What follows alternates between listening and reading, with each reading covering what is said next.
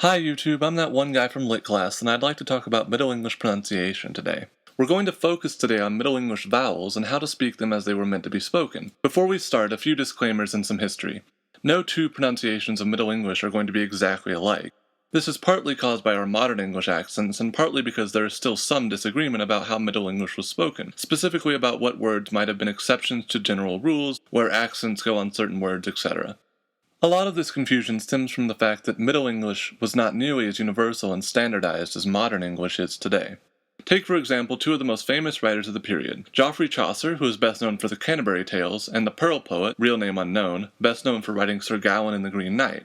These two authors were writing about the same time, sometime in the 14th century as best we can figure, and yet they often had different spellings and pronunciations of what ends up being the same word. Chaucer, writing from London, was more heavily influenced by French, which was at the time the language of nobility, whereas the Pearl poet, writing in the north of England, was more influenced by Germanic languages. This difference, combined with the fact that writers, including Chaucer himself, often use multiple spellings of the same word in a work, causes a lot of confusion even among experts, which to be clear I am not, as to what the language actually looked and sounded like. Right, but getting back on track, assuming you have a decent grasp of modern English, learning to speak Middle English isn't as hard as completely learning a new language, since many of the words are cognates.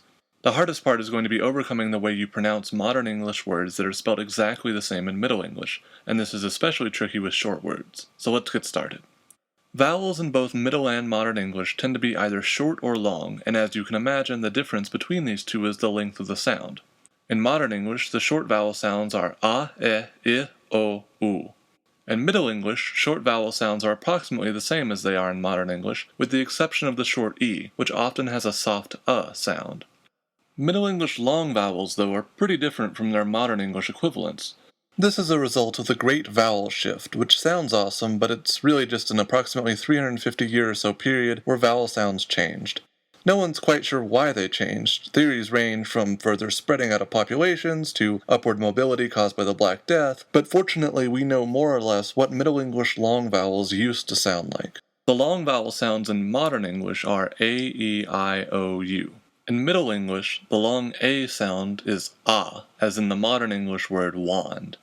The long E sound is or a, as in the Modern English sweat or hay.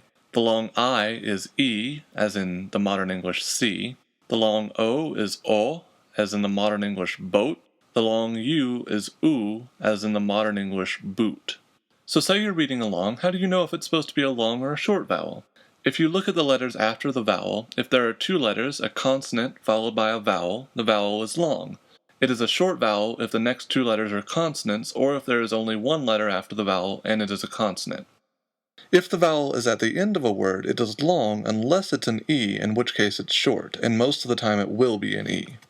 An example is the Middle English word Greta, which has both a long and short E. It can be pronounced Greta or Greta, depending on how you're feeling, how the rest of the text is sounding, etc.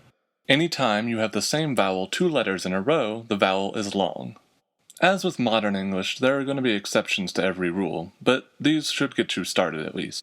There are a few notes that you should keep in mind when you're reading Middle English. The first is that if you see a lot of Y's hanging out where you're expecting an I, those are interchangeable with I's and have the same pronunciation as the long I sound. So in Modern English we spell night K-N-I-G-H-T, whereas in Middle English it might be spelled K-N-Y-G-H-T, and would be pronounced knicht, with a long E sound. We'll talk about consonants in the next video. The second thing to keep in mind as you're reading along, you'll probably notice a ton of words ending in the letter E. These E's are sometimes optional depending on the meter of the line. If it sounds right to leave them off, do it. If not, they're pronounced with a short E sound unless the word ends in a double E or another vowel plus E. So that's it for Middle English vowels. I'll be putting up a video next week on consonants in Middle English, so be sure to check that out as well. Thanks for watching.